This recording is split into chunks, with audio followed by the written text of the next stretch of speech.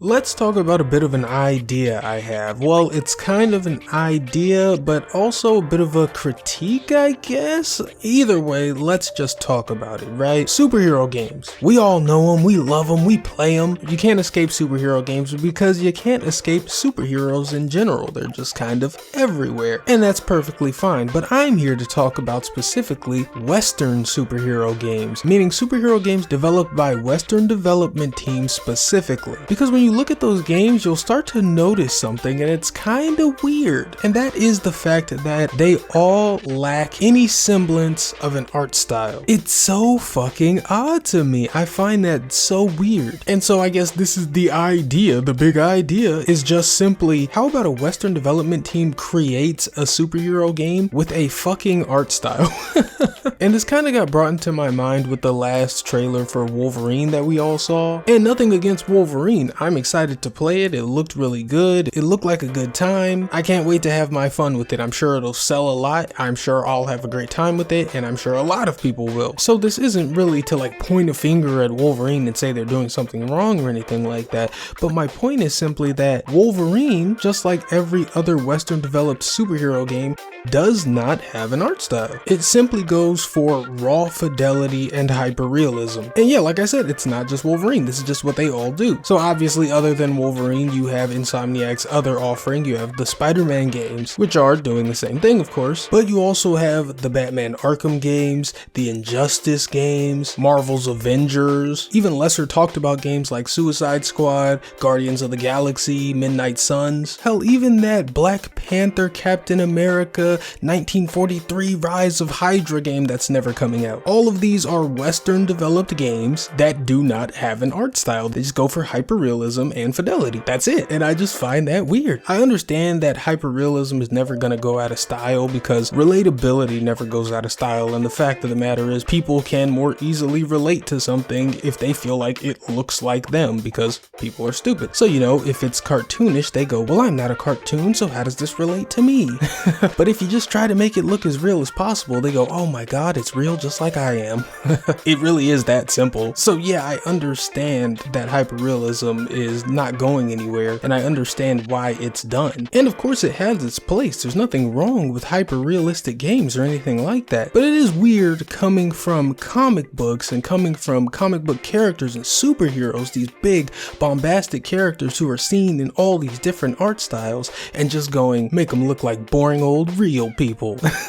It's a little bit odd. And also, while I say all these Western development teams are kind of just doing the same thing, you might look at all those games and go, well, they don't all look exactly the same, so is that not an art style? And yeah, fair question, but no, it's not an art style. What that is art direction. That's what makes the Western games look different. Even though they all don't have an art style, they just go for hyperrealism, as we've sussed out, they do have different art direction, right? Which means they're playing with the lighting and the shading and the design of environments differently, that kind of thing, right? Also, some of them look softer or sharper, and they don't even have the same exact amount of raw fidelity because some of these budgets are way bigger than others. Midnight Suns was never gonna look like Wolverine because Midnight Suns didn't have a Wolverine budget, but they both kind of decided to forego an art style. However, something like Wolverine is a little bit softer and lets the realism be a little bit looser as opposed to something like the Arkham series. So yeah, these games have differing art direction because all games have to have art direction. And of course, they would be a bit different from studio to studio,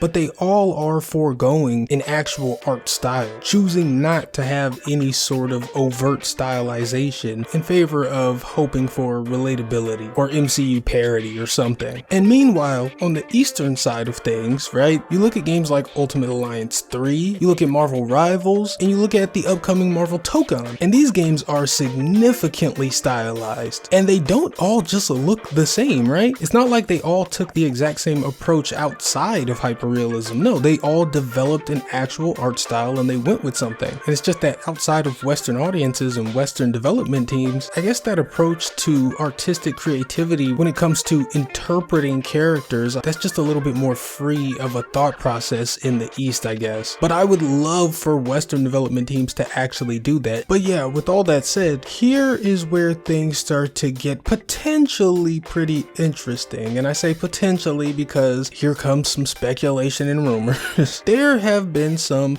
pretty unfounded rumors, but we'll still talk about them. And these rumors are saying that there are multiple DC game projects in development, right? That part is just probably true because we already know that Rocksteady is back on something Batman, so they're working on something Batman, and it's not hard to believe that something else DC is being worked on as well. That could easily be Injustice 3 or whatever the hell NetherRealm might be doing, but it could just also be some other DC game. There's a bunch of DC characters, why wouldn't there just be another DC game? That part's not hard to believe. That part isn't the part anybody's refuting. But the rumor also claims that one of, if not multiple of these games are live service games, and that one of them is very much in the vein of Marvel Rivals. Now, that sounds a lot like something people just want to believe or just want to be true, you know? Ever since Marvel Rivals came out, everybody has been asking the question of what this would look like with DC, or if DC should have a hero shooter like that. And so, just a random rumor out of the woodwork saying that WB Montreal is in fact working on a DC Rivals, I guess. You know, it's just a bit suspicious, but we're gonna believe it just so that I can continue with this talking point. Because if there is in fact a DC Rivals in development, and it's being developed by WB Montreal, a Canadian studio, a Western studio,